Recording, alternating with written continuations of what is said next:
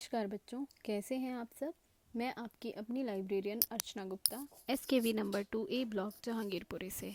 बच्चों, हमारी आज की कहानी है बीते हुए कल को कल में ही छोड़ दो। भगवान बुद्ध एक गांव में धर्मापदेश दे रहे थे। उन्होंने कहा, सभी को धरती माता की तरह सहनशील और क्षमाशील होना चाहिए। क्रोध एक ऐसी आग है जिसमें क्रोध करने वाला दूसरों को जला देगा और खुद भी जल जाएगा। सभा में सभी लोग बुद्ध की बातें सुन रहे थे, लेकिन एक शख्स ऐसा भी था जो स्वभाव से अधिक क्रोधी था, जिसे ये सब बातें बहुत ही बेतुकी लग रही थी। वह कुछ समय तक तो सुनता रहा, फिर अचानक वह गुस्से से बोलने लगा, तुम पाखंडी हो, बड़ी बात करना तुम्हारा काम है, तुम लोगों को भ्रमित कर रहे हो, तुम्हारी ये बातें आज के समय में मायने नहीं रखती। ऐसे कटु वचन सुनने के बाद भी बुद्ध शांत रहे। वह ना तो उनके शब्दों से दुखी थे और ना ही कोई उन्होंने प्रतिक्रिया दी। ये देखकर वह व्यक्ति और अधिक क्रोधित हुआ और बुद्ध के मुंह पर थूक दिया और चला गया। अगले दिन जब उस व्यक्ति का गुस्सा कम हो गया तो वह अपने बुरे व्यवहार के कारण पश्चाताप की आग में जलने लगा और वह उसी स्थान पर उनकी तलाश में चला गया। लेकिन बुद्ध कहाँ मिलते। वह अपने शिष्यों के साथ पास के एक गांव में चले गए थे। उस व्यक्ति ने लोगों से बुद्ध के बारे में पूछा और खोज करते हुए वह उस स्थान पर पहुंचा जहां बुद्ध उपदेश दे रहे थे। उन्हें देखते ही वह उनके चरणों में गिर पड़ा और बोला, क्षमा करे प्रभु। बुद्ध ने पूछा, तुम कौन हो भाई, आपको क्या हुआ, तुम माफ़ी क्यों मांग रहे हो।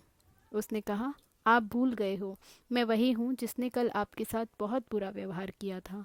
मैं शर्मिंदा हूँ कि आपने मेरे बुरे आचरण के लिए भी मुझे कुछ नहीं कहा। आज मैं आपसे अपने बुरे आचरण के लिए माफ़ी मांगने आया हूँ। भगवान बुद्ध ने प्यार से कहा, बीता हुआ कल मैं वहीं छोड़कर आ गया था और आज आप आज भी वहीं अटके हुए हैं।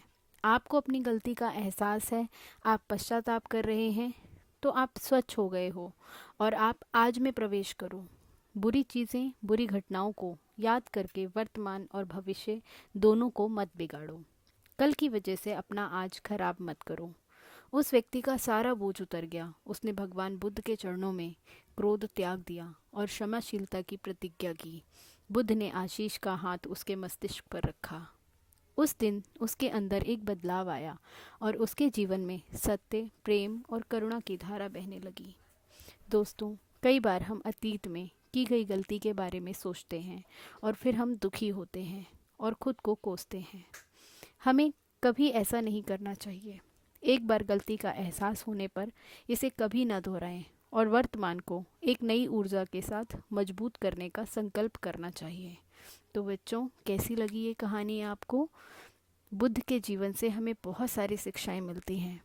तो मुझे आशा है कि आप भी इस कहानी से शिक्षा ज़रूर ग्रहण करेंगे। धन्यवाद।